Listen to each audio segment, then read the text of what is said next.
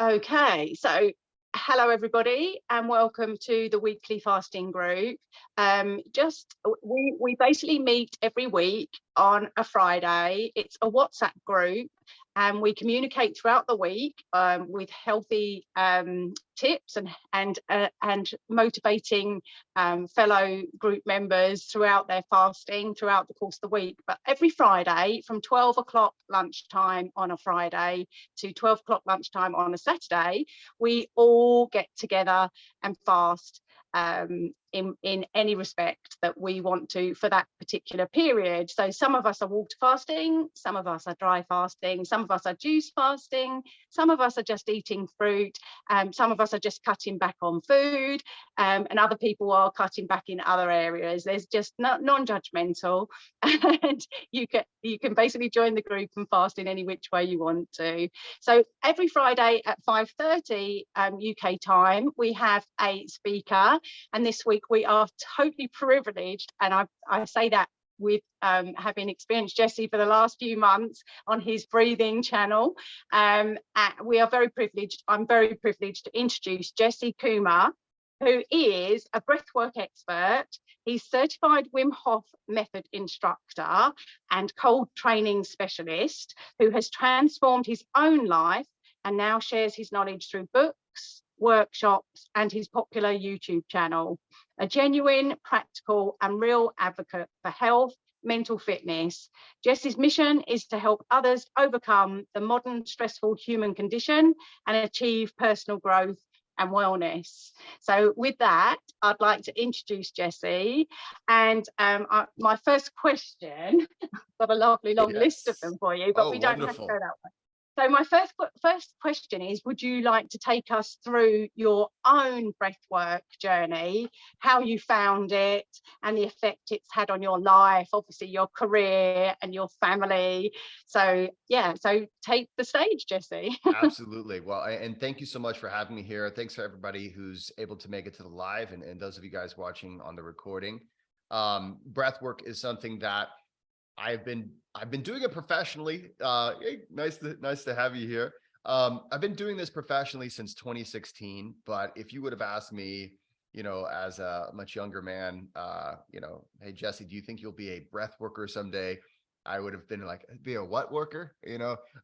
Just the idea that breathing has such a powerful influence over the way we feel and over our health and over our longevity and our health span.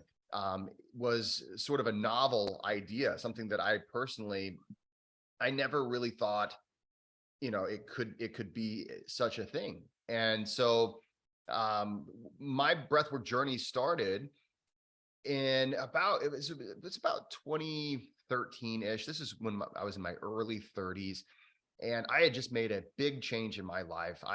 My entire life, I've always been a extreme extrovert. So you may get to know me in that way today, guys. I'm the big hugs, the loud laugh guy, don't tell Jesse the secret because he doesn't know how to whisper, that kind of guy. But I've also had this other thing where I've always had a lot of social anxiety. So being a person who loves being in social situations, but also fears being in social situations, it put me in this strange headspace. And so I learned a lot of negative habits, really, especially early on in my life, dealing with that, trying to deal with the stress of going to do something I really wanted to do. And so I would say, my teens and my 20s were very destructive, really, to my health, with a lot of negative patterns. Drugs and alcohol, you name it. It sounds like a party until that's your life. And then the next thing you know, you're like, I got to find a better way. And so when I was in my 30s, I would say late 20s, I started, okay, I've got to try this exercise thing. And that helped a lot. And I've got to say that's a fantastic thing. Just using your body and actually utilizing it for stress relief. It's fantastic. Started doing this eating right thing.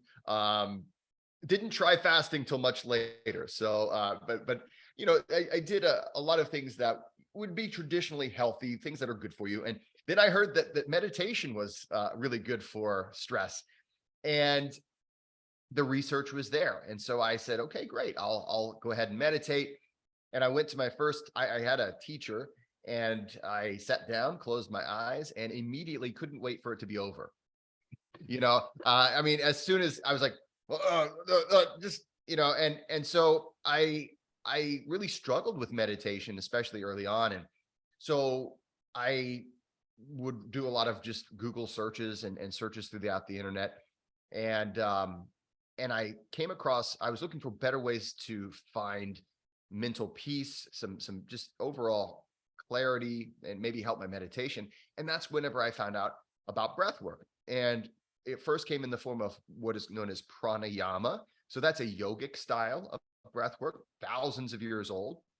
And much of breath work itself is thousands of years old. And you can trace it back to almost every spiritual tradition that exists today. There's some kind of a breathing element that's involved. Now, I didn't know this at the time. I just knew that I was having a hard time sitting down and not thinking about anything, which is what I thought meditation was all about. And so I thought, okay, let's try some breathing techniques. And so I started on that path. And before you know it, I was more calm, more relaxed. My digestion improved. My sleep improved. So my energy levels were improving. And so I realized, wow, there really is something here. And so before you know it, I'm training with Wim Hof. He was my first real heavy, I really learned a lot from him. I was training with other people who I respect very much, Casper van der Meulen, a lot of other teachers, and learning every style that I could. And there's just a wealth of knowledge that's out there, and I just couldn't get enough of it. And in 2016, I started teaching it. Now, one of the things that you might find interesting is that I was also an English professor at this time. So I was stressed. I was one of those classic stressed English professors with all the papers and things. My students were stressed out. When I first started being a professor, the smartphones, you didn't really see those in the classrooms, but later on, man, they were everywhere. All the students were more stressed. And of course, with the pandemic, everyone was really stressed.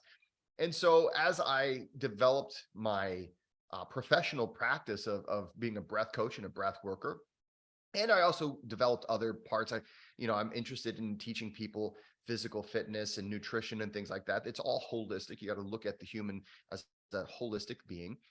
But as those things happened, I was fortunate enough to say, oh, hey, class, let's walk outside. We can take off the masks and let's just practice some breathing techniques. I'd like to help you calm down. And you could just see the tension roll off of them. And, they were just like, wow, I feel like I can actually study now. And of course, as a professor, that was good news on my part. But it's been something that it started as I think so often we are our own first clients. And then I'm just such a nerd that I couldn't get enough. And I still wake up to this day, and I'm just fascinated that this thing is so intimately connected with how well we feel and how healthy we are every single breath. So I'm still fascinated, still learning, and just really excited every morning. Yeah, fantastic. And I'm trying to think where I was going to go with that, because I would like you to talk to us about how it works. Yeah. So yeah, obviously, and you've got a unique stance on it in that you've brought out the whole language of breath, which has fascinated me, because it's true. You know yourself enough, even if you don't know yourself that well, that there's definitely something that will undo all your best intentions if you're not careful. So there's something more going on to you than just this person that makes this decision in this moment. There's a lot more. So maybe you can talk to that. Yeah. And what I'd love to do is I'll speak a little bit about my philosophy of breath work, which is the language of breath. Of course, now that I've shared with you that I guess, a recovering English professor. I have since left that profession to focus on this full time, but it may come as no surprise that I approach this with a linguistic frame. But yeah, when it comes down to it, our human experience, so often we don't really understand ourselves, and so today I'd like to maybe illuminate a little bit about what it is that we are, and how everything's working together. And one of the foundational things when it comes to the language of breath philosophy is essentially, oftentimes we look at ourselves as sort of a machine operator, and it's like, well, here's my mind, and then here's my body, and I guess I'm up here, and then I've got this maybe a flesh robot down here, and and boy, it sure does mess up, and all these things, and oftentimes I don't know where. Actually, I'm coming out with a book soon. I did a lot of research on, eventually I found out why it is we have this imaginary barrier here. It's all us, though. I like to try to challenge people to see themselves as a whole organism again, not just a mind and a body, but just a whole human. And we are 37.2 trillion cells, and all of these cells are trying to work together to help you thrive and survive on this planet. And we have two experiences of this, okay? And I can't really go crazy in depth. It takes a long time to really go crazy in depth on this.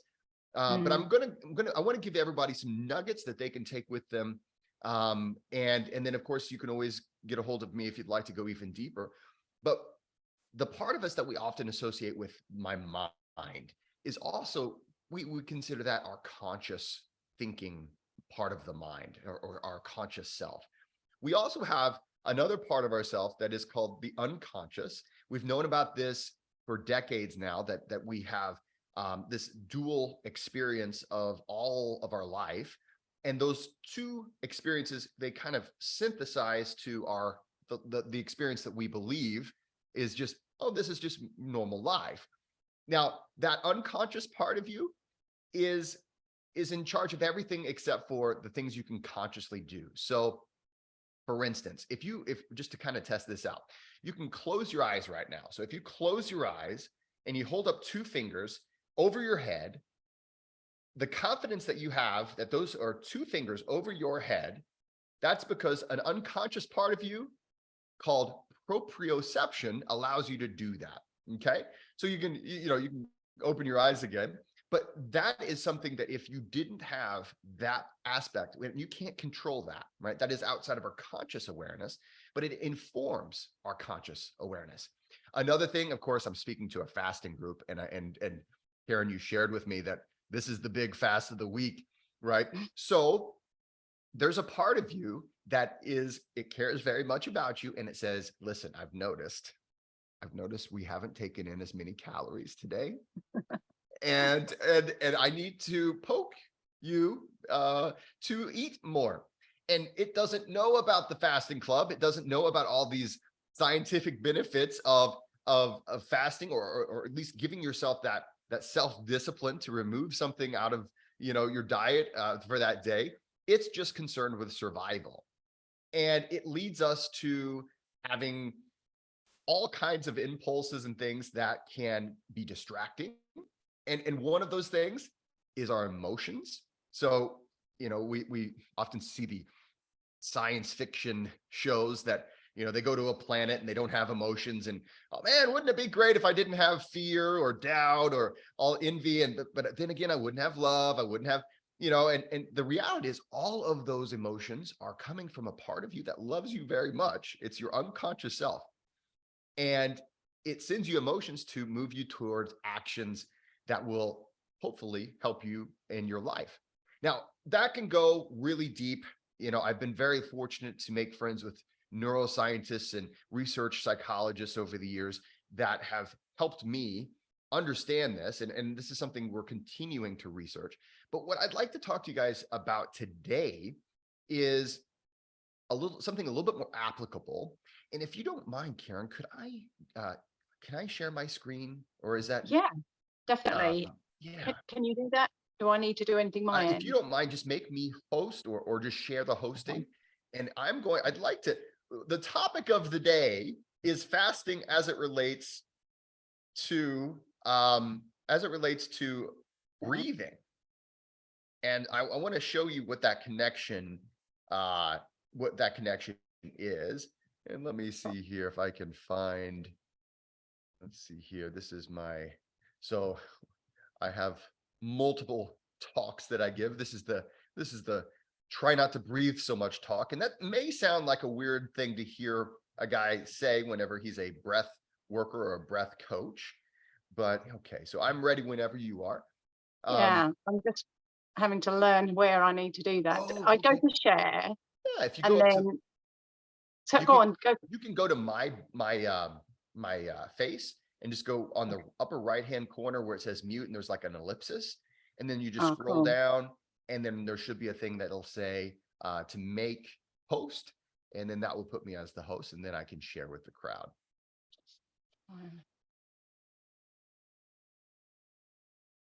And I'm also very good at pantomime, so if we need to do it that way, I can do it that way. It just might be easier to have visuals. Because it isn't letting me do that. Do I need to go to a different screen? There should be on the upper right hand side of, if you go to, for instance, the view. So if you go to gallery view, and you'll see all of us. So yeah, which I'm on. You're on now. Okay, great. And then there'll be upper right hand side of my box, and there'll just be like a dot. And then if you tap on that, then it'll come down with a menu, and it should say one of those things should say make host.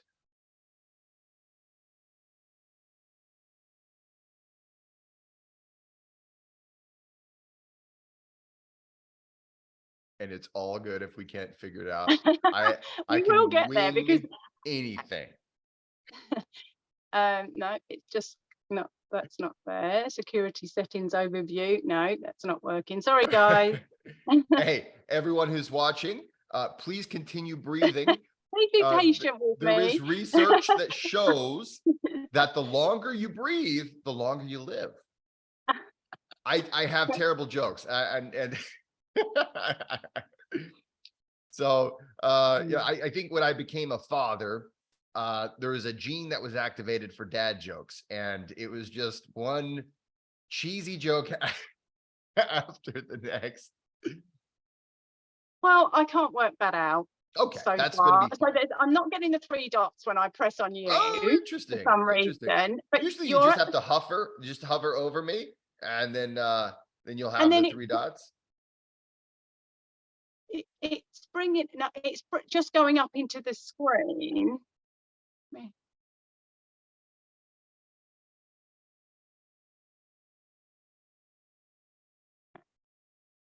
Let's see.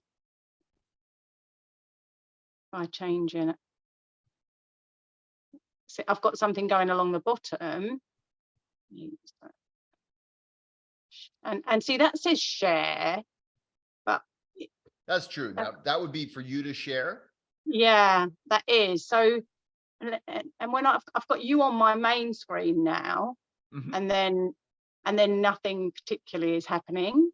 And then if I go into gallery, when I press, you're at the top of my screen, and when I press, do you know how to do it, Revital? Yeah, I think so. When you look at on the right side, upper right side of each one's box, then you have them. It says 3 points and or mute on every box. Like yes, just that's not coming up when I'm doing that on my phone, which is odd, isn't it? You're on the phone. Oh, okay. I wonder if that's it, because I'm on a phone rather, because I know the instructions are usually along the bottom. Hang on. Because my record button is different when I'm on my PC. Let me just try more. Meeting settings. It's like above the head on the upper right hand side, you see the 3 points, and then, I mean, if I'm unmuted, it says mute, and if I'm muted, it says what does it say? I've forgotten. And hey, worst case scenario, we can wing it. It says unmute, mute or unmute, and then 3 dots. And when you press on the 3 dots, then you have some options.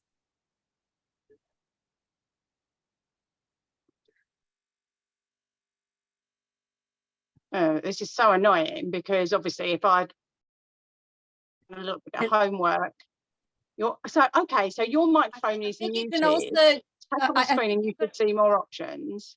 try via participants at the bottom. Participants, I think. Okay, yeah. This is invite or something. Okay, now we've got Jesse there, so I've tapped on him. Okay, we got it. Make host. Hey, I'm the host. We did it, guys. Teamwork. Awesome. I shall know forever now. Well, Thank you, all right. Raquel. We've got it. I remembered something. I also teach using Zoom, so I remembered something vaguely. Wow. Thank you today. There you go. Well, thank you so much. Well, I tell you what I'd like to do. I'm going to go ahead and I'll share my screen. I've got some slides here that I'm just going to kind of work my way through a little hodgepodge. But what we have here is the CO2 tolerance test. So this is going to be a little fun thing just to see where we stand. And I tell you what, if you're fasting, that will affect your CO2 tolerance. And I'll tell you more today about what CO2 tolerance is, how it affects us, how our nervous system is affected with every breath we take. And today we're going to learn about how even fasting a little bit as far as how often we breathe, or the rate and depth of breath, how that can help you live a longer, healthier life as well. But for now, here are the instructions. Now, whenever I give this test, I always say, hey, breathe normally. Don't take any big, deep breaths. And of course, as soon as I tell you breathe normally, you're like, okay, how am I breathing? So that's okay. Just try to relax. Here are the instructions, and we're just going to try this out, and then we'll come back to this at the end of the presentation. So this is the CO2 tolerance test. And so what we're going to do in just a minute, I'd like you to, first of all, if you have a timepiece, something with a second hand, something like a stopwatch, just to see if you can get that handy, because what we're going to do, we'll be using that. We're gonna start though. At some point, I will tell you to take a deep breath, and you're going to take a deep breath now. Don't do it now. Don't do it now. But so breathe normally now.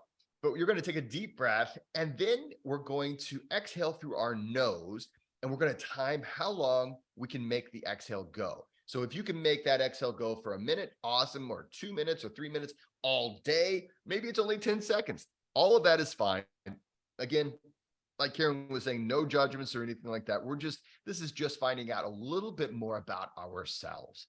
So what we're going to do is we're going to exhale, and we're going to time how long we can exhale for. We're going to stop the stopwatch. If you see this number 3 over here, you're going to stop the clock when 1, maybe you're out of breath. Okay. You've exhaled all your air. Okay, great. That's when we're going to stop our stopwatch. Or if at any time your exhale is interrupted. So if for some reason you are exhaling and then you pause, or you sniff uncontrollably, or anything like that, then that's whenever you're going to stop your stopwatch. The last one, if you swallow. So this would be an uncontrolled swallow that might happen. That would be a time to stop your stopwatch there. So again, when you're empty, when you have an interruption, or if you swallow, and whatever that time is, okay? So whatever the time, from the time you started the exhale to the time you finished your exhale, that will be your score, okay? So any questions before we try this out? All right, I'm going to just assume that we're all on board. So what I'd like you to do, and just breathe normally. All right, great. And so all together, we will take this test. All right, so have your timepiece handy and get it ready, because we're going to take a deep breath together, and then we're going to exhale through the nose. And that exhale is what we're timing. So as soon as you start that exhale, you're going to time every little bit of that time out the nose. All right. So here we go. Let's take a deep breath in all the way in. And then exhale and start your timer. And just go as slow and as smooth as you can. Make that exhale last as long as you can make it last. Nice and slow. We're not trying to get it out fast. We're just trying to see how long we can make the exhale go. So even if it's a little strain, even if it's kind of like, oh, man, I'd really like to start breathing again, just try to fight that urge and just try to lengthen the exhale as long as you can go. And whatever your score is, that's your time. So the time that it takes for you to exhale, that is your score. And we're going to go just a little bit. I'll just give you a little bit more time. We're going to take a few more seconds to see if we want to make sure everybody has enough time before we go over how the scores work and all of these things. And guess what? You have to wait until the end of my presentation to find out what those scores mean. Yes, I know. See, that's how I get people. I grab. I know. It's kind of a dirty trick, really. And so when I was a professor, I taught English. No one wants to learn English, so you have to trick people into paying attention, right? So that's a little trick that I learned earlier on. Okay, so I'm going to assume at this point everyone's finished with their timing, and whatever that is, go ahead and write that number down or just remember it. And okay, all right, I was kidding. I am going to tell you what your scores are, but I expect you to pay attention the rest of the class, everybody. So these are the scores, and again, these are so if you had 20 seconds or lower, this is what we call a weak CO2 tolerance. Now, here's the good news. If for some reason, if you have below 20 seconds, this is actually very common, and it's very common in athletes of all people. So athletes of all people tend to have weak CO2 tolerance, and it's this crazy thing because it means they breathe too much. And we're going to talk about why this works, how this works. But if you had 20 seconds or lower, that is a weak CO2 tolerance. And it's possible that, and it says weak illness is likely. I don't want to scare you, but it is something that sometimes you might have a much higher CO2 tolerance. But if you're sick, it would reduce your CO2 tolerance.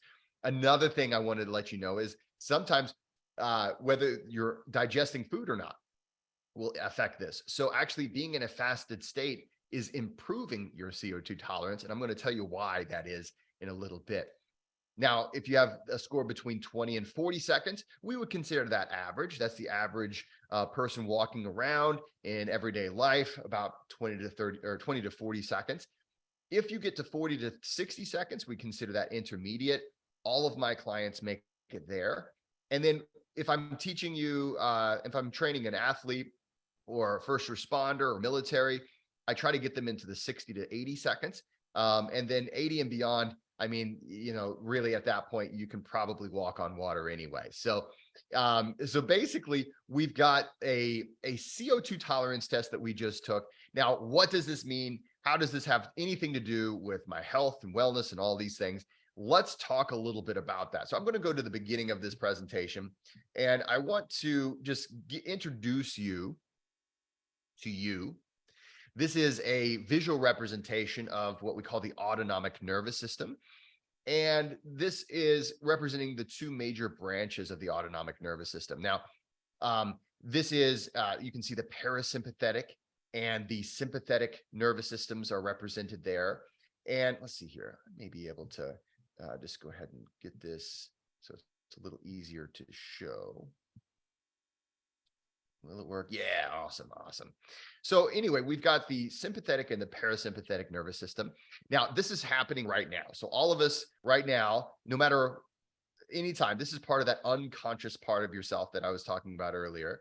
And it manages all of your organs and all of your hormones and everything about you that is automatic. So that's, sometimes how we think about the autonomic or the automatic nervous system.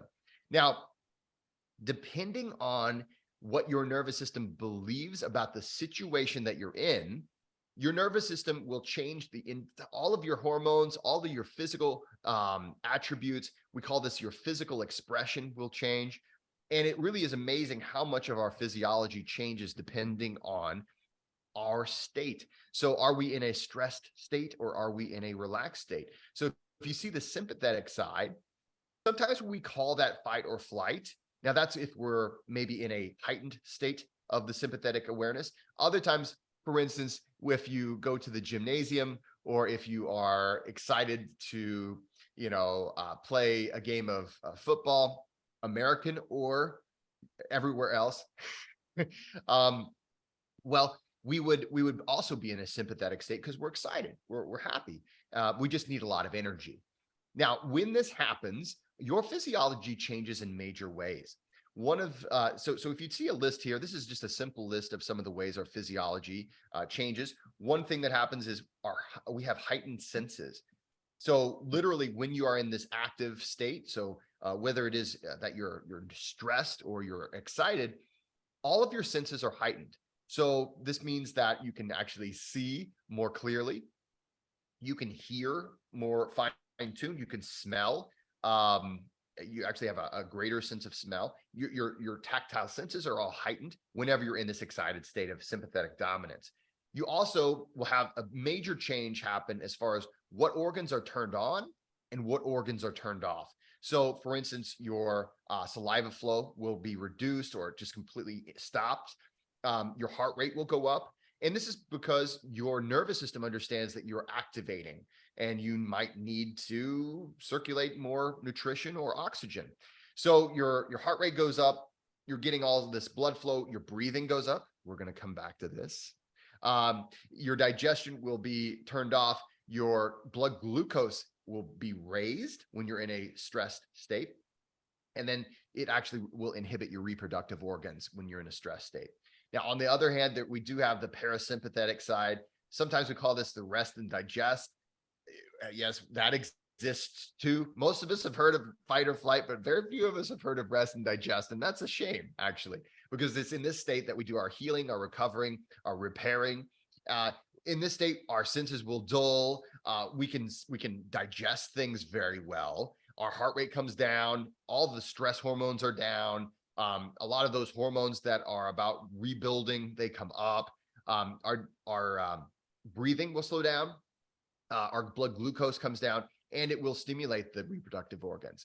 And so something that, we oftentimes forget in the year 2023 is, these hands. And so this picture, I like to show this picture. This is a picture, is the oldest known signature. And this is believed to be, we're talking thousands of years old, and human beings, just like me and you, put their hands on this cave wall, and they created these by just spitting resin on the cave wall. And so these hands are no different than the hands that you and I have. They were produced by human beings just like me and you. Now, that nervous system that we mentioned before, that autonomic nervous system, it's active in us at all times, but it is a part of our genetic heritage. And we forget that most of human history, we didn't have, indoors, we didn't have grocery stores, we didn't have all of these modern conveniences. So I would like to take you just for a quick trip down the world of history. Just kind of pretend you don't have to close your eyes because I've got these amazing visuals. Okay, so we're going to pretend we could go way back into the earliest times, whenever, I don't know what you guys do for a living, but there was a time it was just hunter and gatherer. And so when you woke up on whatever morning, you didn't have a refrigerator, right? So you had to go out into the world and find food. So you hunted, you gathered, you did things like that. Now, when you woke up, you were in that state of rest and digest. You were in that parasympathetic state. But when you leave that safe place of the cave or wherever it was that you slept that night, your nervous system, without you having to know it at all, it starts to pick up environmental cues, and it pushes you over into that sympathetic dominant state. So it turns off the digestive organs so that it can power the muscles. Okay, so you start to get the pump, you start to get more blood flow in those muscles, and you start to get more adrenaline, what we call catecholamines, stress hormones.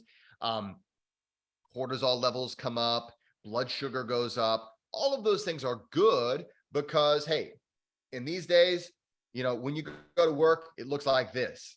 Okay.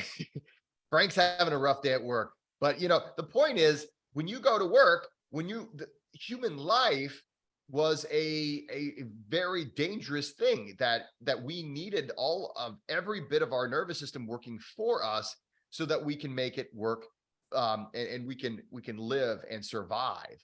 Now you go to work, you get your, I guess, your woolly mammoth meat, or I don't know. I sometimes think about the Fred Flintstone ribs. I don't know if that ages me a little bit, but the point is, you get your food and you come back home to your safe place. And then now your nervous system says, okay, I'm in a safe place, right? So going back to that autonomic nervous system, we go from that state of fight or flight, which is very useful in those few times whenever we had to, really fight for our lives, or in this case, our food. And then now we're going over to that parasympathetic state, that rest and digest state.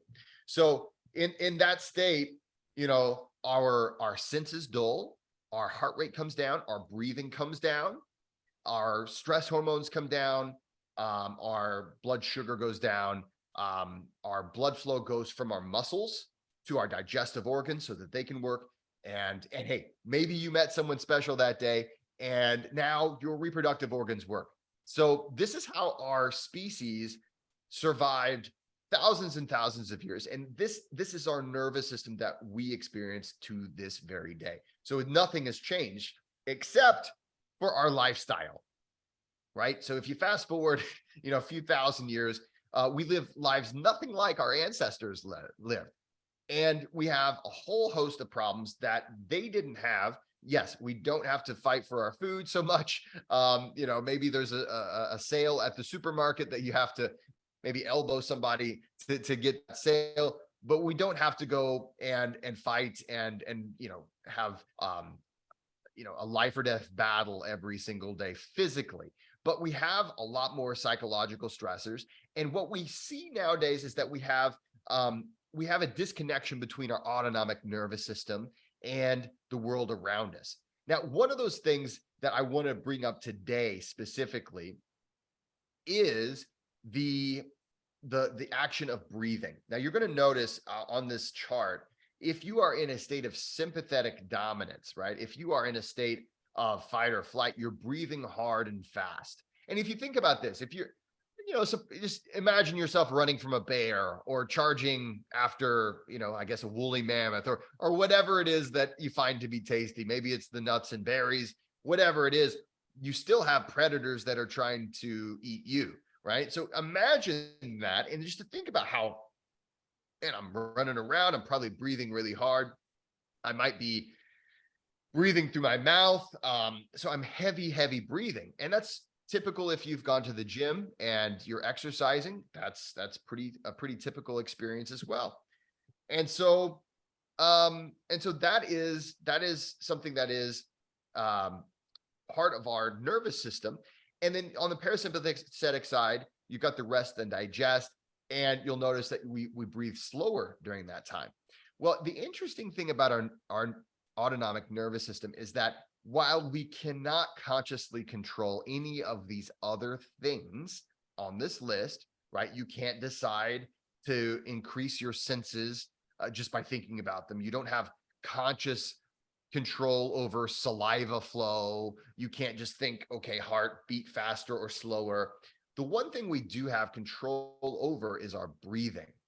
And that's something that we share with the conscious and the unconscious mind, right? The autonomic nervous system will take over for you when you're not paying attention to it.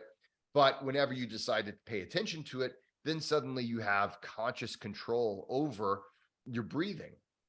And so what this does, this is kind of the, I call it the Rosetta Stone of the language of breath, because what this does is it gives us an access point. It gives us an entry point into the autonomic nervous system and our functions of the autonomic nervous system. And as a result, this is kind of the crux of much of breath work. And what we're trying to do with much of breath work, and this is the reason why, for instance, whenever I was talking to Karen just a little bit ago about what got me into breath work, it was the fact that I was set in that fight or flight. I was sympathetic dominant. I was always in a state of stress, and I didn't realize that I didn't have to do that. And the vast majority of people in the modernized world, we are far more stressed out than we even know. And a lot of it has to do with our breathing. So let me talk to you a little bit about how to breathe, because we need to know how to do it. And this is something that if you know a person under the age of 2 years old, you probably know a perfect breather, someone who is completely functional. And that's because, with very few exceptions, most of us, we are generally born perfect breathers. And I don't know if you've ever seen a toddler or a baby, like they'll do a perfect squat. They've got amazing mobility. They don't have all the posture issues that we have nowadays. And we know how breathing works. So are we ready to learn how to take a breath? So let's take a minute to just think about what we're doing. We're going to be filling these lungs.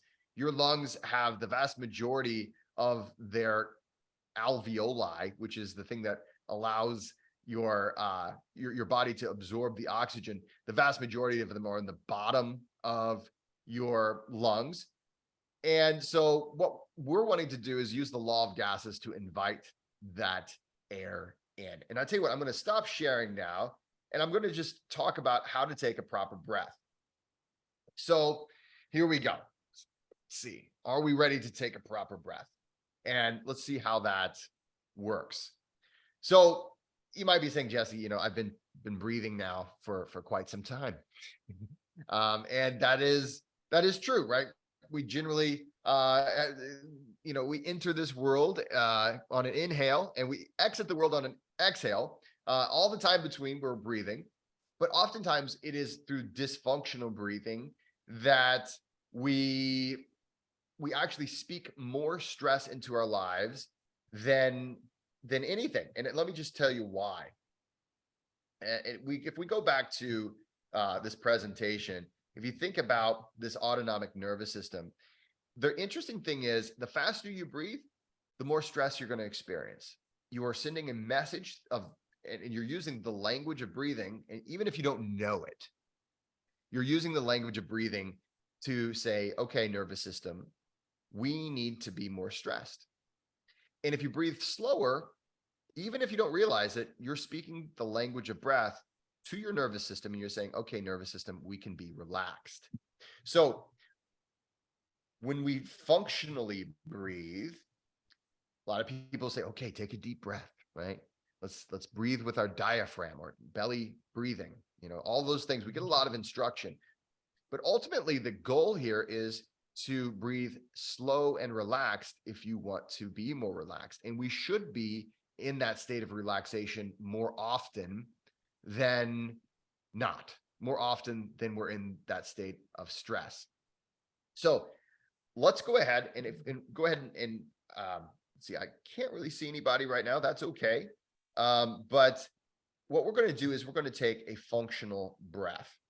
And this is going to start in our abdomen. So I'm just going to kind of tip this down. So you can put one hand on your tummy and one hand on your chest. And what I'd like to invite you to do is to just breathe into that tummy area if you can, and see if you can do that without moving your chest. The tummy area is where we should feel the first part of the breath, what we call the breath wave. And if you're breathing into the lower regions of your lungs, the nice thing is that allows you to breathe more slowly because you're breathing more efficiently. Okay. So efficient breathing is slower breathing. Slower breathing is relaxed breathing, and relaxed breathing speaks relaxation into your nervous system. Okay. So keeping it low in the breathwork world, we have a little poem. And it is, we want to try to breathe low, slow, and through your nose. I know it's not perfect, but it's close. It's close. We want to breathe low, slow, and through the nose. And that is 90% of your day, right? 10% of your day, you might be, at the gym or something like that, getting active. If you want to maintain a relaxed state, you want to try to be low, slow, and through your nose. Okay. So just breathe like that for just a little while, just using the abdominal area. And what you're doing when you're doing that is you are inviting air down into the lower lobes, those lower lobes, and you're taking an efficient breath. You're using the law of gases to invite, let's see, here we go, to invite that air down into the lower lobes. So every breath you take has a better gas exchange. Now, as you go up on the lungs, the efficiency gets less and less until you get to the very top of the lungs. And at the very top of the lungs, there's really not a lot of gas exchange that happens. Really, there's actually a lot of waste. Now, where do you think that breathing at the top of the lungs comes from? Well, that comes from chest breathing. So a lot of times when a person says, hey, take a deep breath, a lot of times what happens is this. Let's see here, bear with me a second. A lot of times what happens is this. They will say, take a deep breath, and then, right? And what they're doing is inviting stress into their system because all they're doing is chest breathing. And the interesting thing is, if you think about your nervous system, it's something that's been with us for thousands and thousands of years. If you're running from a bear, you're probably breathing all the way up into the chest, right? It's belly, ribs, and then you're expanding everything, right? So chest breathing, you're not doing the relaxed breathing down in the lower parts of with your tummy. So your nervous system picks up, oh, wow, we're breathing up top. We must be running from a bear. And there's been all kinds of research that shows even people sitting at a desk, even people doing driving, because we're breathing up in the chest area, we're breathing faster, and we're breathing more shallow, and we're inviting stress into our system. And there's been research that actually shows the stress hormones being incredibly high, about the same, just like you're running from a bear or if you're doing a high endurance sport. So you'll see a person, a lot of my clients, they'll work really hard all day at the office, then they get home and they feel too tired, right, to exercise. And they say, well, how did that happen? I've been sitting at a desk all day. I shouldn't be too tired to move around. I haven't moved at all today. Why am I so exhausted? Well, your nervous system was picking this up. Your nervous system is picking up fast breathing, chest breathing, shoulder breathing. And your nervous system has been pumping you full of stress hormones all day long. Then you finally get home and you're no longer doing all that chest breathing and fast breathing. You're actually like,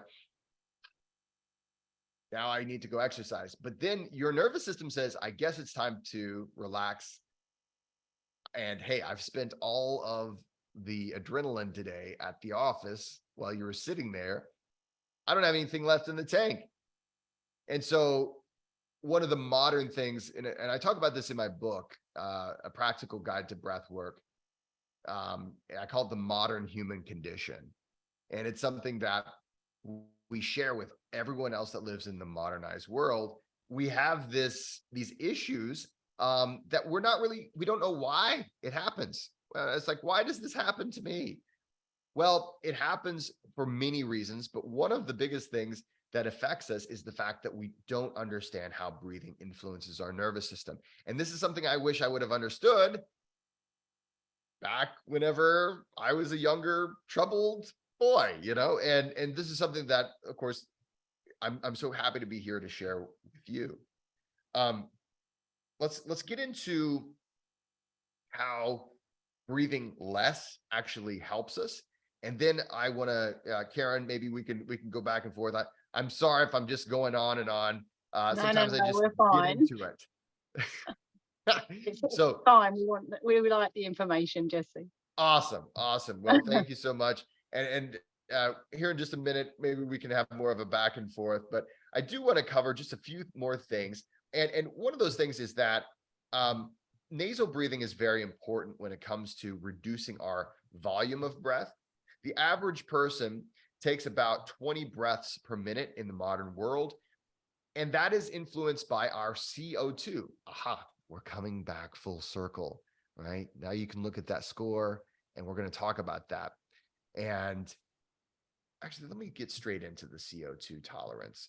Let me explain to you why that CO2 is interesting. So when we feel the urge to breathe, right? We all know what it is if you hold your breath long enough, you start to feel like, oh my gosh, I must breathe. Or if you've gone to the gym or if you've played sports, you know that there comes a time whenever you've pushed yourself really hard and you're just kind of gasping for air. Now, we might think, okay, that means I'm low on oxygen. I need more oxygen. And I've seen professional athletes taking oxygen masks and things like that. And the reality is it's not really the case. The reality is that you're high in CO2. So CO2 is a molecule that is the byproduct of cellular respiration. And hey, I promise we're nerding out today. Okay, it goes much deeper, but I promise it's not going to go any nerdier than this. This is as nerdy as we're going to get today. And so, but this is important to understand, and this is actually why when you are in a fasted state, it's possible that you're breathing a little bit more slowly. There's a few things happening with your nervous system, but one of the things is that, okay, we've got this thing called cellular respiration. And basically it's our mitochondria, or how our cells, how they produce energy. Now, what your cells needs to do that is, first of all, it needs glucose. So many of you are fasting in a way that you're reducing blood sugar. Some of you guys are fasting in ways that it doesn't affect that quite as much, but regardless of where you stand on that, there are times whenever we need a little bit more energy, and ultimately we always need cellular energy. And the way your body creates that is through glucose. Combine that with oxygen. So you can see on the left there, glucose plus O2, and that goes into your mitochondria, and it produces, you see on the bottom, it says ATP. ATP is another word for cellular energy. That is the currency of energy in your body. And then there's byproducts of that. So out of that process, we produce CO2. Now, and then also we have a little bit of water. That's also another byproduct. Now, what is the issue there? Well, that process must continue. And so we call this cellular respiration. So you need more oxygen and you need to get rid of CO2. You see the correlation there? That is ultimately one of the drivers, the primary driver of breathing just in general. Okay, so I promise, okay, if you're like, oh my gosh, this guy is nerding out like crazy today, it's Friday, right? It's okay. We're done with the big nerd stuff. Now we're going to talk a little bit about why your CO2 tolerance is important for staying relaxed and for being able to stay in a healthy state. So if we do a lot of over breathing, so like for instance, if we're doing a lot of mouth breathing, exhale, we exhale a lot of CO2. If we're breathing too fast, well, we exhale a lot of CO2 when we do that. And what happens is we develop a tolerance that is very low to CO2. In other words, we become very sensitive to CO2. And what that means is that trigger to breathe that you can see here, so that blue line, you can see where the breath stimulus is. It means that we will have that breath trigger a little bit faster. So we're going to feel the urge to breathe heavy, and we're going to feel the urge to breathe faster than what is healthy and what is appropriate. Now, remember that the faster you breathe, the more you're speaking stress into your nervous system. The slower you breathe, the more you're speaking relaxation using the language of breathing. So If you have a low CO2 tolerance, it's likely you're breathing more breaths per minute. And if you're doing that, it's likely that you're speaking more stress into your system than you normally would have to. And whenever you're in a stress state, you are not in a state of recovery. In fact, when you're in a stress state, one of the results is you have stress hormones. Now, stress hormones, one of them is cortisol. And of course, I'm sure this group is very familiar with that. But cortisol is something that increases your blood glucose, which increases your insulin. And we know that insulin increases our cells' replication process. And of course, it's linked, having high insulin levels is linked to cancers and high blood pressure, which is one of the benefits, of course, of fasting, especially caloric restriction, is improving the insulin sensitivity. So you don't have those chronically high levels of insulin. But if you're chronically stressed, you can also induce higher levels of insulin simply because your nervous system says, we need blood sugar, release all that blood sugar from the liver. And then your system is priming itself for action, and it's putting you in that stress state, raising all those stress hormones, raising blood sugar, and raising your insulin levels.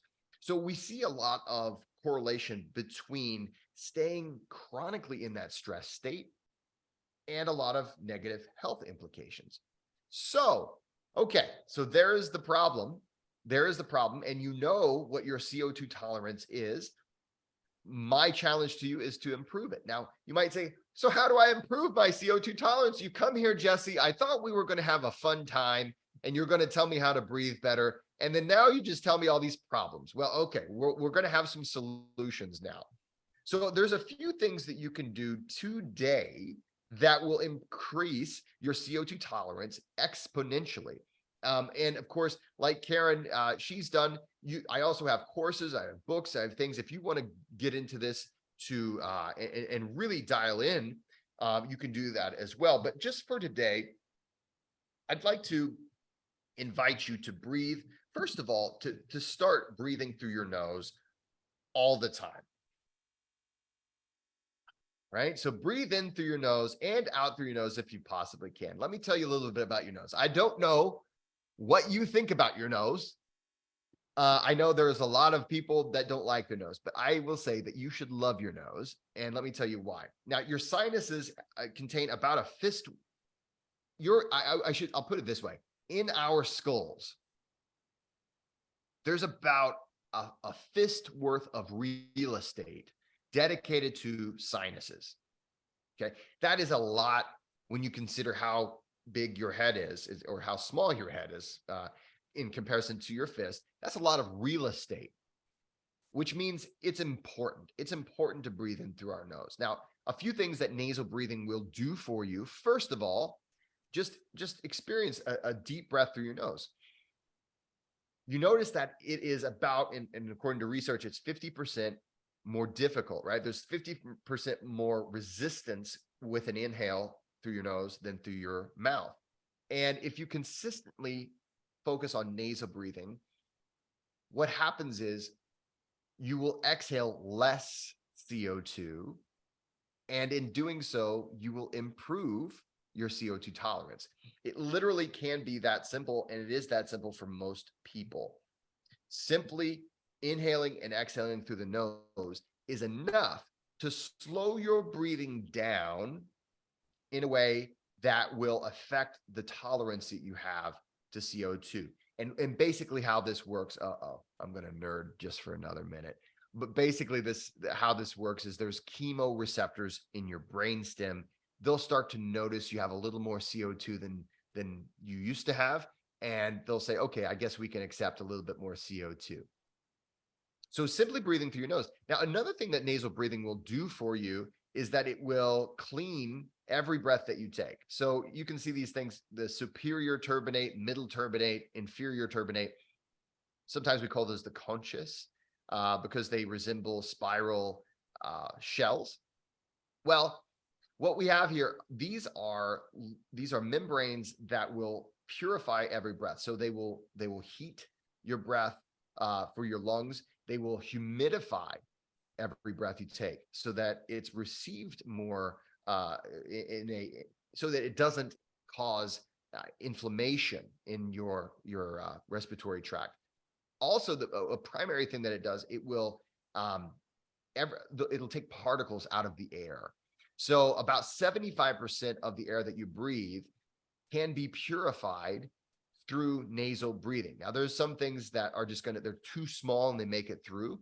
But if you breathe that through your mouth, you get 100% of whatever was in that air. So that's bacteria, that is dust, dander, all the stuff that's stuck to the dust and dander, which can be viruses, which can be bacteria, which can be all kinds of germs. So first of all, if you don't want to catch as many colds, you can do some prevention simply by cleaning the air using the sinuses that you were born with. Now, some people are saying, I have a hard time breathing through the nose. Fair enough. We're going to learn a technique now. Here it comes. I'm going to teach you the sinus clearing technique. All right. So what we're going to do is we're going to hold our breath. So I want you to just go ahead and start holding your breath. You don't hold it with full lungs. Don't hold it with empty lungs. Just kind of middle of the road, a little bit of air still in your lungs. Start holding your breath. Okay. Now, eventually you're going to start to feel the urge to breathe. And when you do, you're going to hold your breath, but you're going to do this. You're going to look all the way up and you're going to look all the way down, all the way up, all the way down, all the way up, all the way down. You keep doing this until you just can't take it anymore. And then you can take an inhale through the nose, nice and slow. Okay. And what you're going to notice is most of the time on the first try, you're going to notice some what we call bronchial dilation. You're going to notice some sinus opening. If you don't get enough of the effect on the first try, you can do it over and over and over and over and over again.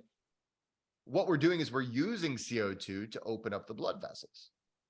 We're also using a really cool thing that the sinuses will do for us, which is provide us with nitric oxide, which is another molecule that opens blood vessels up. And so all the way up, all the way down. You don't have to, it's not like you're headbanging at a rock concert. But nice and slow, all the way up, all the way down, holding your breath until you can't hold it anymore. Then you slowly inhale it. Now you can use this technique anytime. It's completely safe to do. And the more often you do it, the more effective it will be. It's interesting how that works. We don't have this diminishing returns or like a tolerance like we do with some drugs. When it comes to these techniques, typically techniques work better the more often that you do them. So simply breathing through the nose, it purifies your air. It also slows your breathing down so that, okay, great, I'm breathing not as fast, and that will naturally improve your CO2 tolerance. Another thing, and of course, I teach all sorts of techniques. Today, I just wanted to talk to you guys about specifically reducing the number of breaths you take in a day, because of course, this is, I love the fact that this group is focused on fasting. So in a way, we're fasting, we're taking fewer breaths. We're actually restricting the number of breaths that we take. Now, you don't have to count how many breaths you take per minute, but the average person in the modern world takes approximately 20 breaths per minute, somewhere between 14 and 20. But if you have a healthy CO2 tolerance, generally you're taking between 10 and 13. And what that means is you're breathing more efficiently because you're breathing down into the belly. You're breathing slower. You're breathing nasally. And in doing so, you're speaking the language of breath to your nervous system. Let's calm down. Let's be able to relax. Let's keep that blood sugar low. Let's keep those stress hormones in check. And let's be able to be in that rest and digest state. And so simply doing that is a lot. But I'll just throw a few more things at you. One is that oftentimes we mouth breathe at night. Mouth breathing is ultimately generally the culprit for having a low CO2 tolerance. And even though maybe throughout the day you're nasally breathing, it's possible that at night you start mouth breathing and of course you're asleep. So how can you control that? One answer that some people do is they literally will tape their mouth shut at night. Now you don't have to get duct tape and, pretend you're getting kidnapped or something like that, but you can do like a little bit on the lips and just enough to remember to keep your mouth shut. Or you can maybe do the pillow underneath your jaw so that it keeps your mouth shut throughout the night. Something like that can work. There are lots of different tapes out there that have been invented even for just this purpose. So that is something that I highly recommend.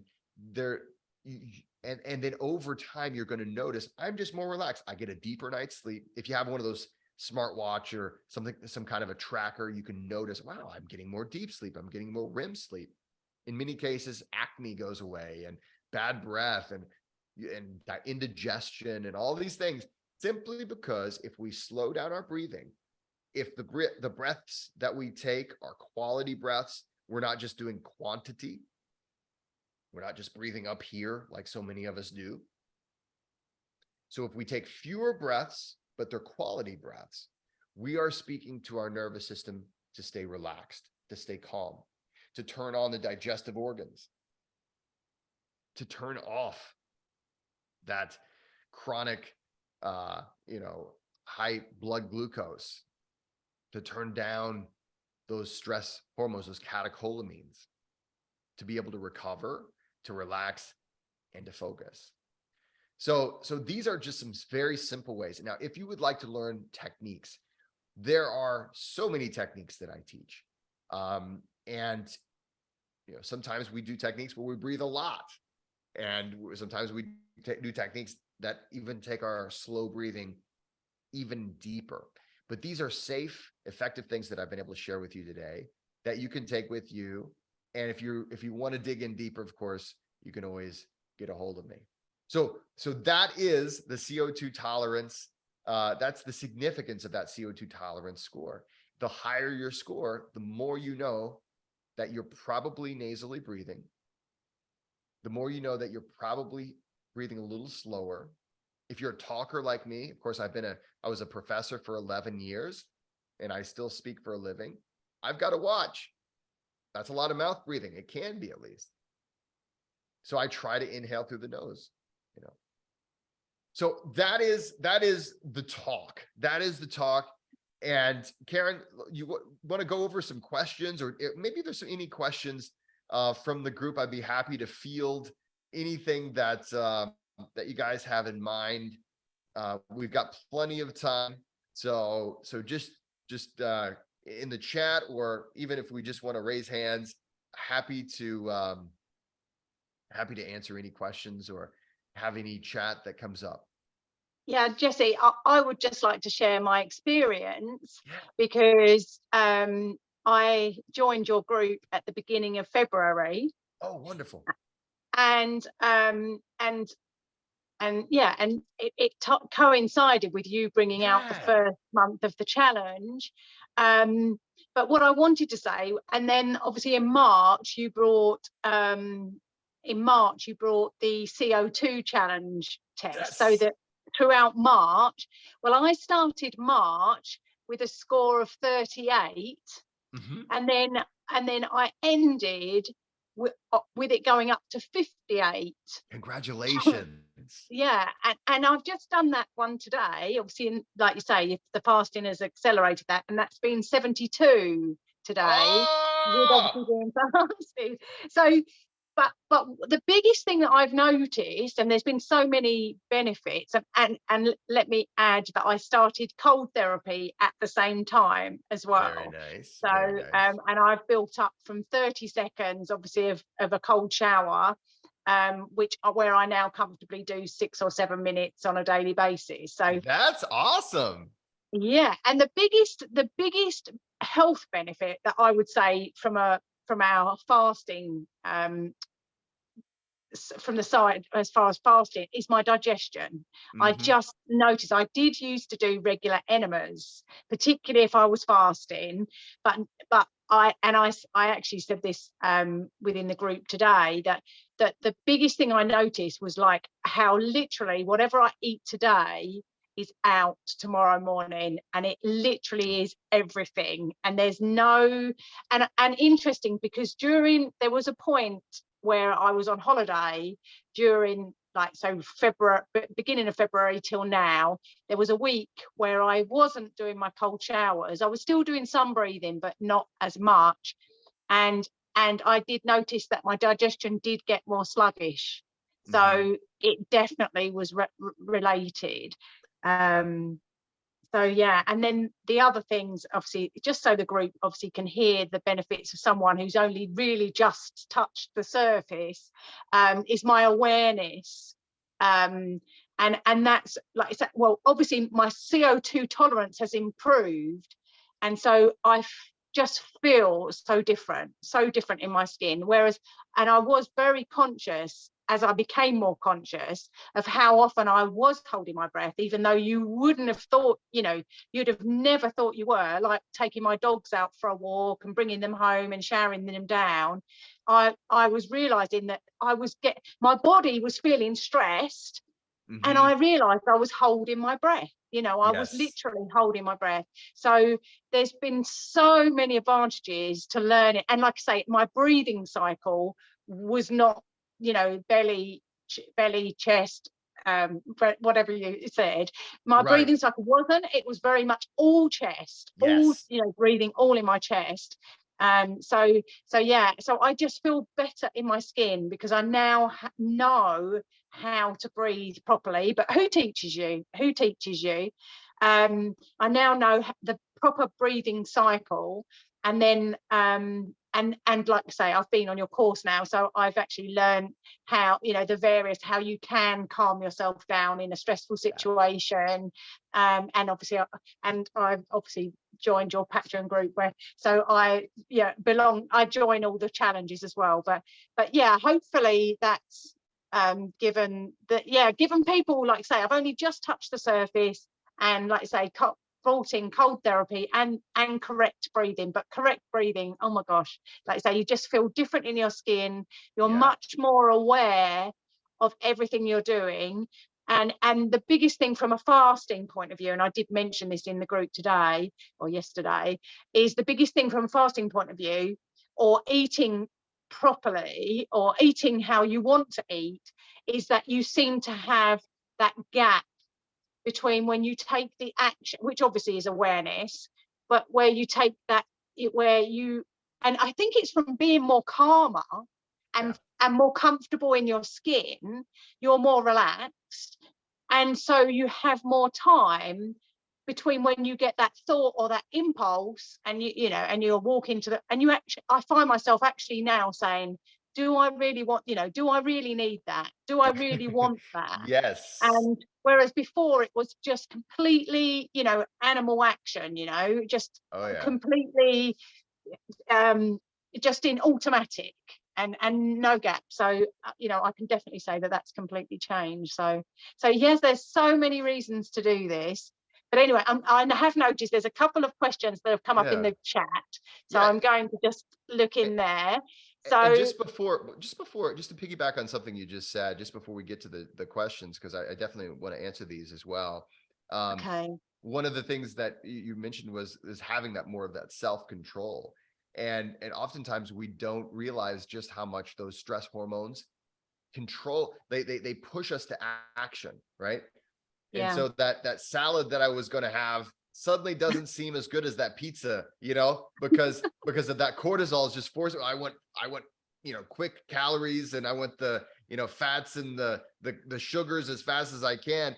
And so there's so many levels of benefit to just having control of the breath that you take and just speaking that calm back into your system. Thank you so much for that feedback, Karen. Yeah, no, I like to say thank you, because it's definitely changed my experience of life at the moment.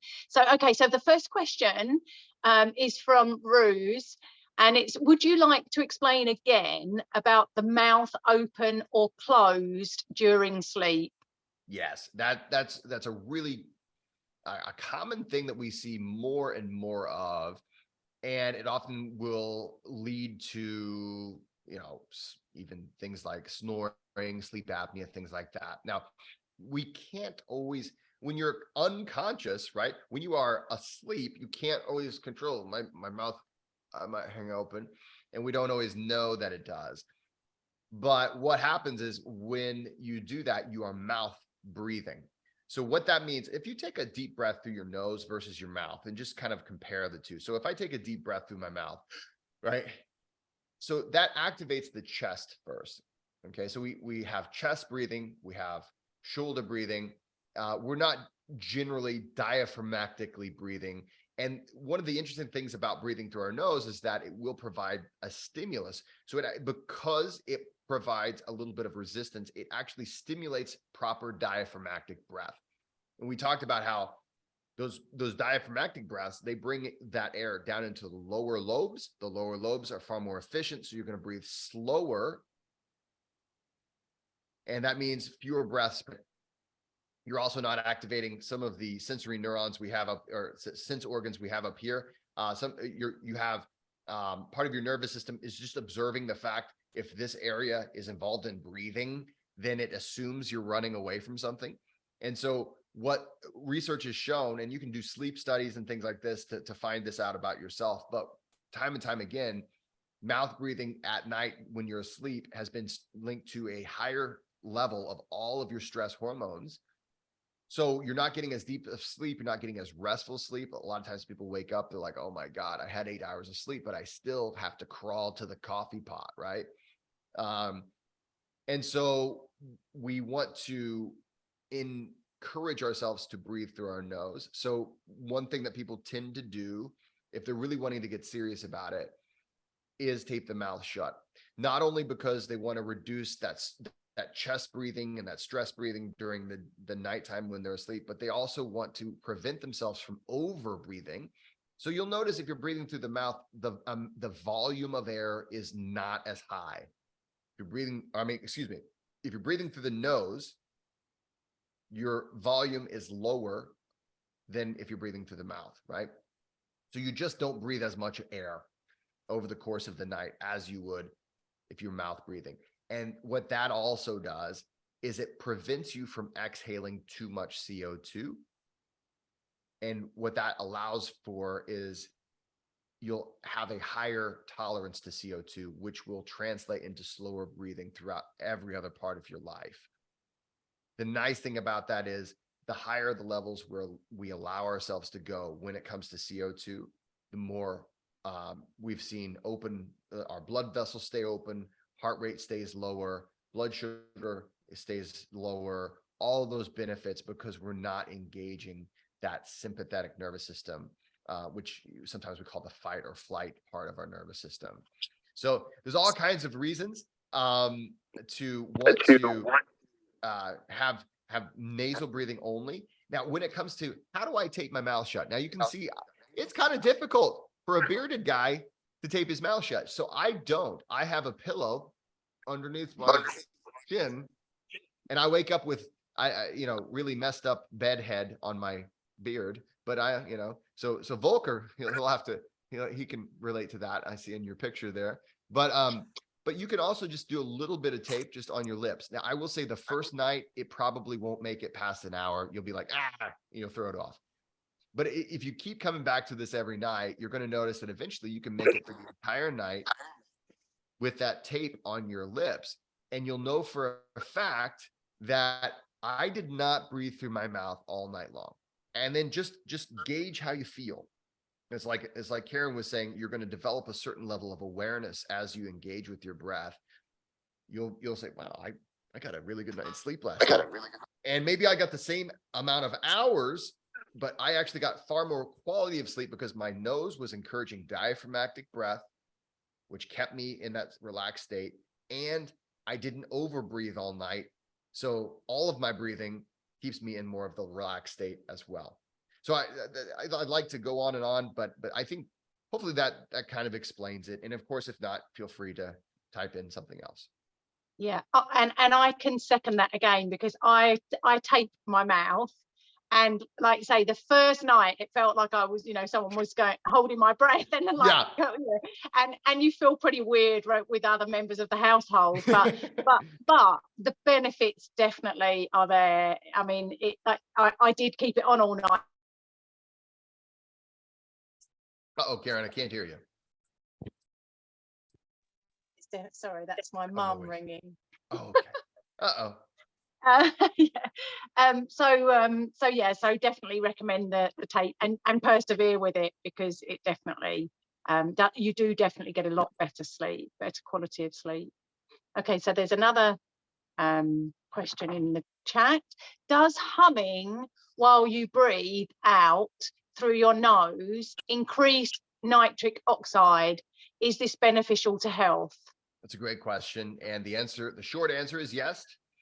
But of course, I'm going to give you a longer answer.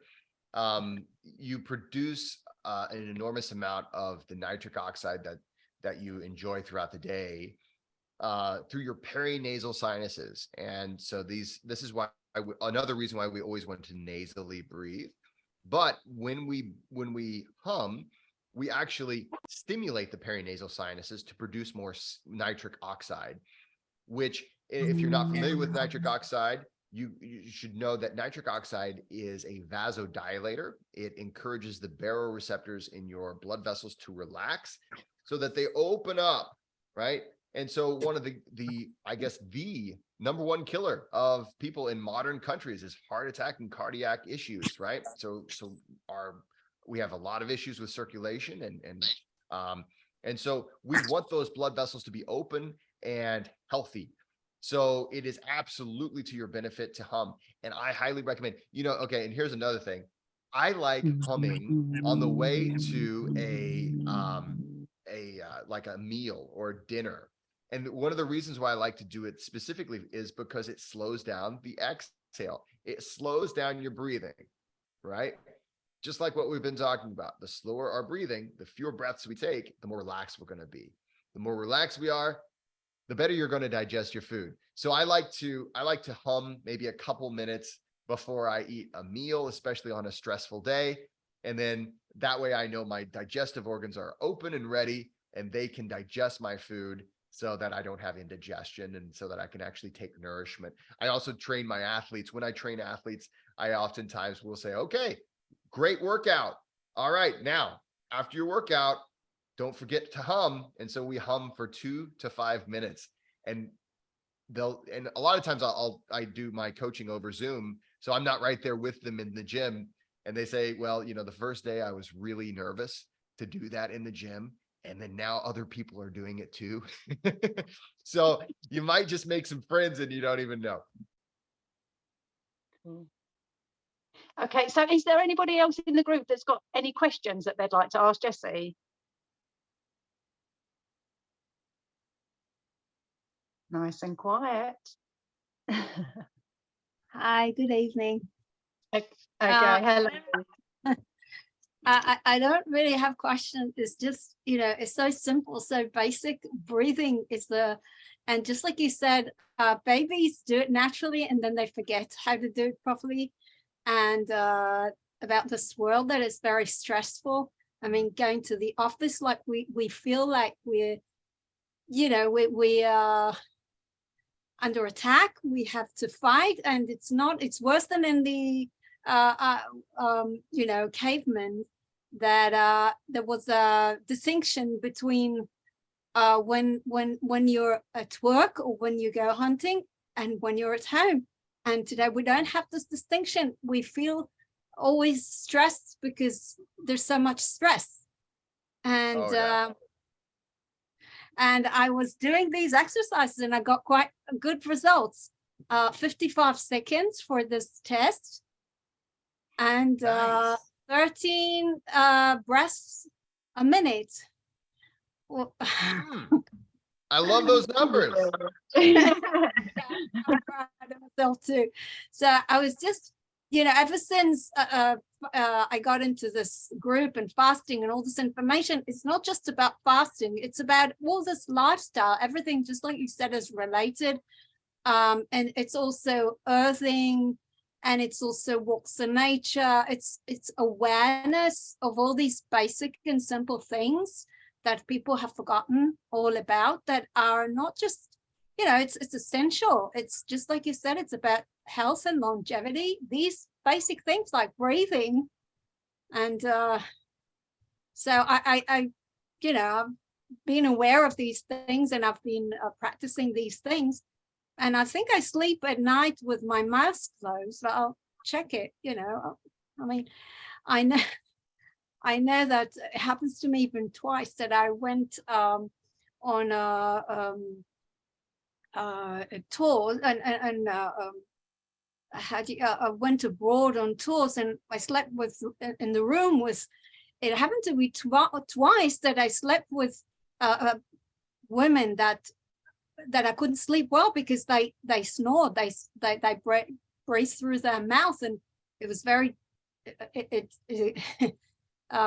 was difficult for me. So yeah, but I think I breathe through the nose. I mean, because intuitively it feels better, because if you breathe through the mouth, then your mouth is dry, and you can feel it. It's warm and nice if you get used to breathing. And also the next level, I mean, we're a fasting group. The next level is breatharian.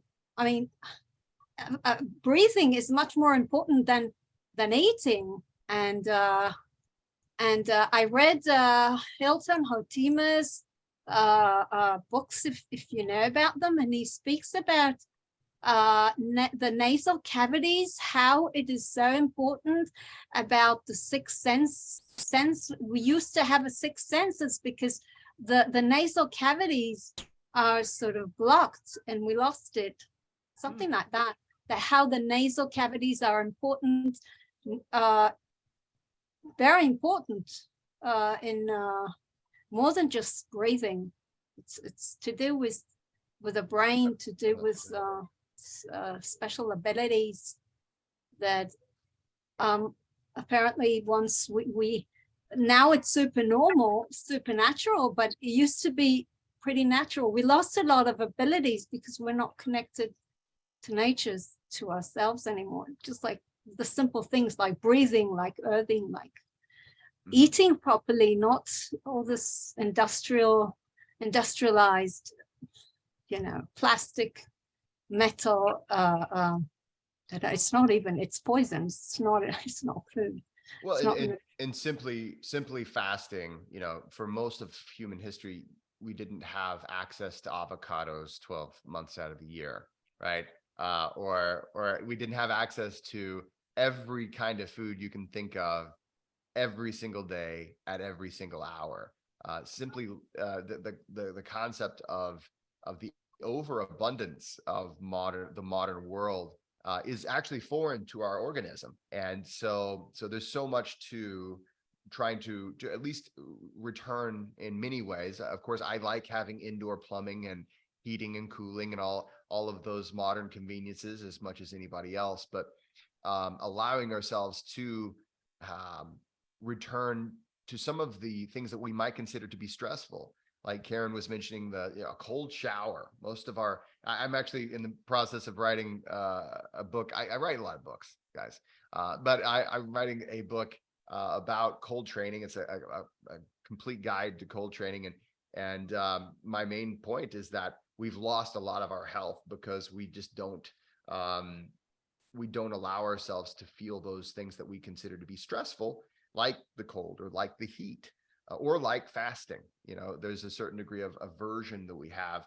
I want it now, and that's part of, there's a survival mechanism there, but allowing ourselves to, humans, for most of human history, we didn't have the option to eat, anything you like at any time of day. So yeah, absolutely. I really resonate with what you said there. It's overabundance, and anything that is over, it's not good. Too much of a good thing is not good. I Yeah. mean, you have Yeah. to have it the right.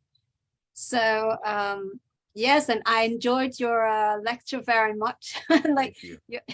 you're like you're a professional. You can see that giving lectures and yeah, and you know, every time you learn something new. I mean, some things I know, but the way you explained it, I mean, are you sure you're English professor and not I don't know, biology or Well, with all.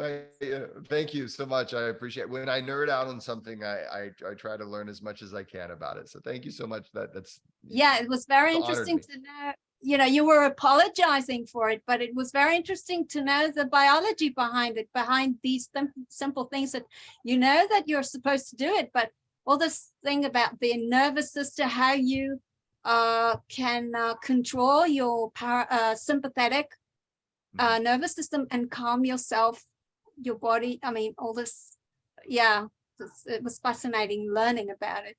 Thank you. You know, the scientific background. I mean, you know, it's good, but you just gave the scientific background, how you control your sympathetic system and how you, yeah, that's fascinating. You know, you thought only yogis can do that, but actually we can all do that. It's a human thing. Yeah. If you're a human being, you, you have access to this. Babies know, you know, Yeah. instinctively, and we have to learn all these things again. We're Lost it. relearning a lot is really much of it is relearning what we've lost Yeah. due to whatever reason. So yeah, Yeah, So due thank to absolutely. being in chronic stress, not understanding how important the breathing is to our physiology and Mhm. and our neuro system as well.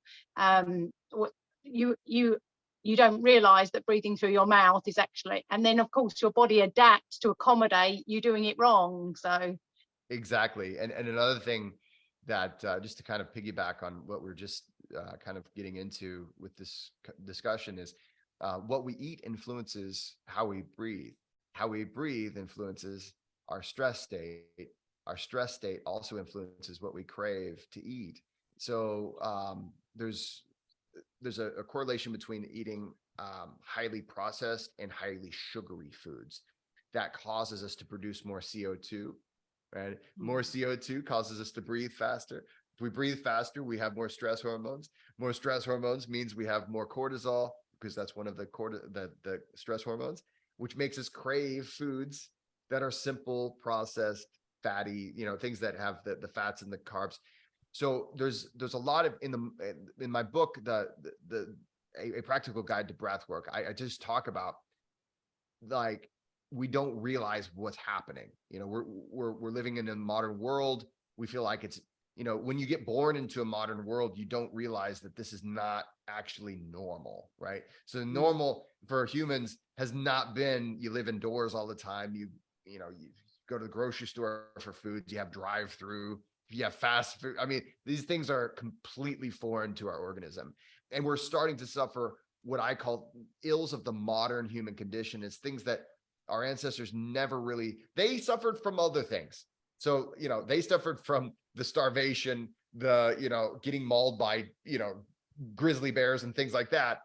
I'm happy not to have those things, but there's a trade-off, and we're starting to notice, oh, wow, why is it that our health is worse now?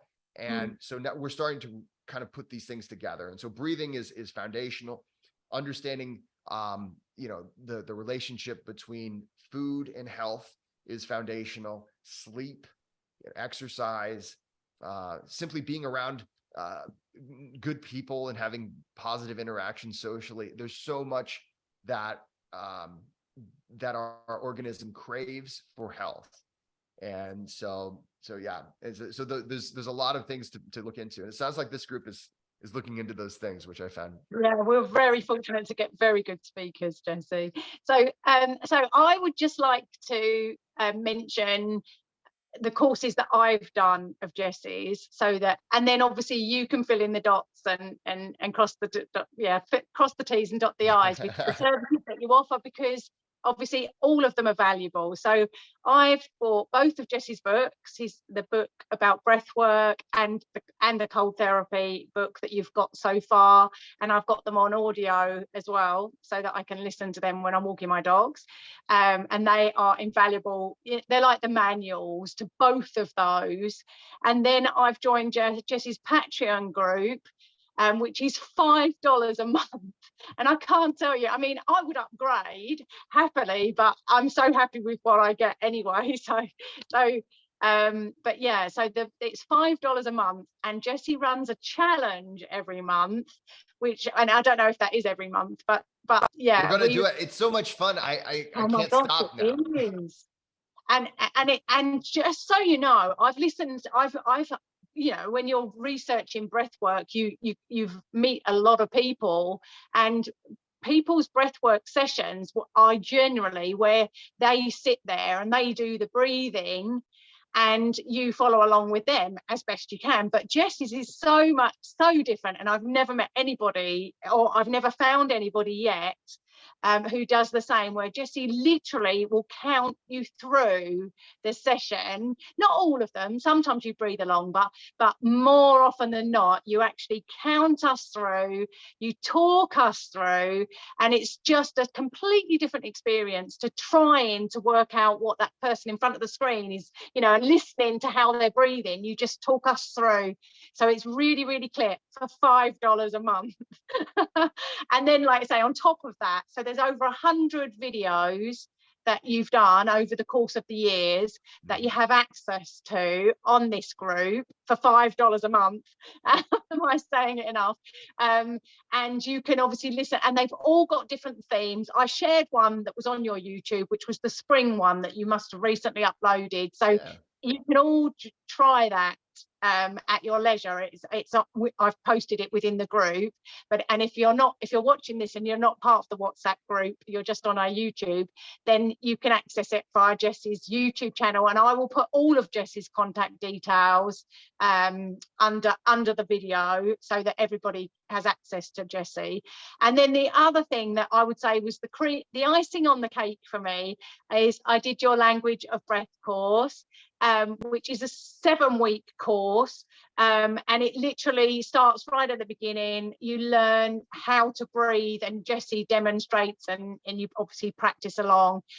You see the proper breathing cycle, and then he talks you through the different breathing styles and what they're doing to your physiology, and your the parasympathetic and the sympathetic system. So you just learn the language of breath, and you have access to that at all times, and that's been invaluable, and it's lovely to so that the knowledge, and it gives you the confidence that you're breathing correctly when you are following these sessions. And like I say, my CO2 has gone up from 38, which is pretty average, up to 72, which is advanced now. In really, from the beginning of March, I actually consciously started working on that. So amazing and easy, because I just used to do the 10-minute sessions when I was walking my dogs. And again, that was a breathe along session, so very enjoyable. So I'm going to stop there so that you can then fill in the dots. Yeah, well, I love what you said there. I try to make the Patreon club, what it started off as just something that it was during the pandemic. It was a way for people, I call it just breathwork for all. $5 a month is not a lot, and we also have a Zoom call each month where we can get together and we do a group breathwork session. There are higher tiers if you'd like to go in the higher tiers for other perks as well. But I do have my books that are out. You can go to my website, jessecoomer.com, and thank you so much, Karen, for sending out my information. I also will have a book that's coming out in the fall of this year called The Language of Breath. And so I'm really excited about that. That's coming out in October. In addition to that, I also offer in-person and also Zoom coaching. So I offer some coaching when it comes to how can I breathe better. And my approach is all science-based, and we're really just focusing on improving how your nervous system works, how that conscious and unconscious part of yourself, how they're interacting with each other, and ultimately trying to get you into the best possible health for yourself.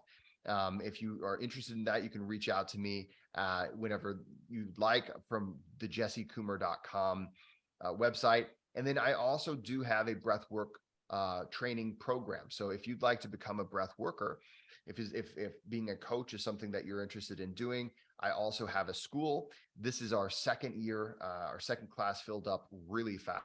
We're starting to take, we'll be taking applications for next year at the end of this month. And you can find out more information about that at languageofbreathcollective.com. And we have people from, let's see, we're having our first person from the UK this year. So we're international. We're mostly Americans here in the United States, because we do have a final masterclass that we have in person, unforgettable, amazing location that we go to, and then you get hands-on. But we have people from all over the world that are signing up for next year's class. I got an Aussie too, so making a big flight next year.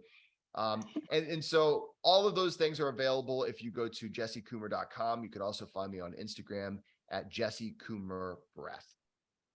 Yeah, and if you share those details with me, I will make sure that they're at the bottom of the video, so that all of the people that can't be here because of time differences have access to that. So I'll just open it up just one last time. Has anybody else got any questions before we wind this up for Jessie? Let's see. I'm going to put something in the chat. I'll put my website there. There was a request for that. And then let's see here. Yeah, can you put up the links to your channel? Thank you very much. Perfect. Okay. So there's so much more that Jessie can talk about with his cold therapy. So maybe we'll have him back and he can talk about that. But again, you can find more information on all of Jessie's. There's a lot of information on YouTube, free on YouTube, on the cold therapy. Definitely, that was a great resource for me. So yeah. So we'll say thank you very much, and like I say, I'll email you for your contact details, and we'll pop that under the video, and I'll share the video with you as well. Sounds great. Can I just ask something? How is cold therapies related to breathing?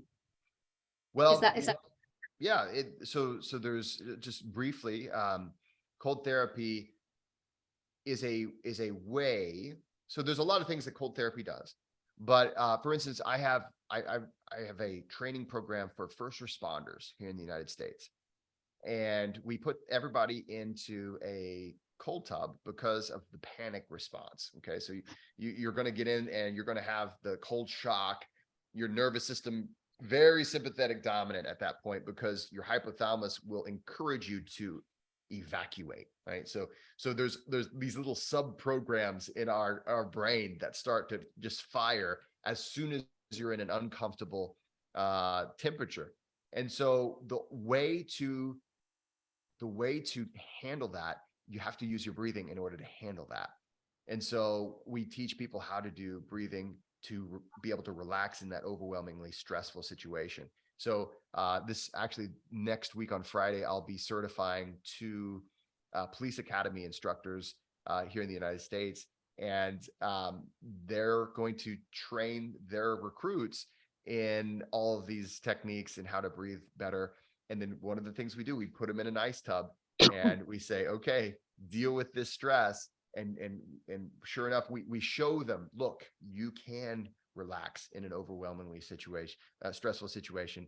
It's available to you if you use your breathing.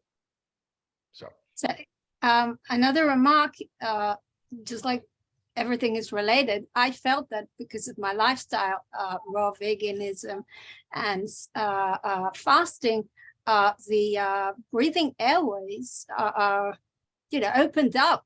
It's not like so it's all interconnected, just like you're saying, the cold therapy, sure. Breathing, eating properly and relaxing. We are a whole organism. So there's no one thing that will make up for everything else. If you, I mean, you can be a raw vegan and smoke cigarettes and be ruining your health, you know, and you know, it's all these things that all together it's all synergistic, and that will equal your health, wellness, longevity, health span, all of those things. So Happiness. exactly. So be good to yourself is really the key. Yeah, appreciate this body's just wonderful, you know. We just amazing. We learned, we realized it. Something to be very grateful for. Yeah. So thank you very much. I really enjoyed this lecture. Great. Well, thank you guys so much for having me. And Thank you. yes, it's good to Yeah. get to meet you in person, Karen. I keep seeing your awesome comments in our Patreon club, and so now I can attach a name to a face to the name. A Perfect. chair. Thank you. A chair. All right, guys, have a Thank you great so weekend. much. Thanks again Thank for you having very me. much. Thank you. Thank you. Bye. Bye-bye.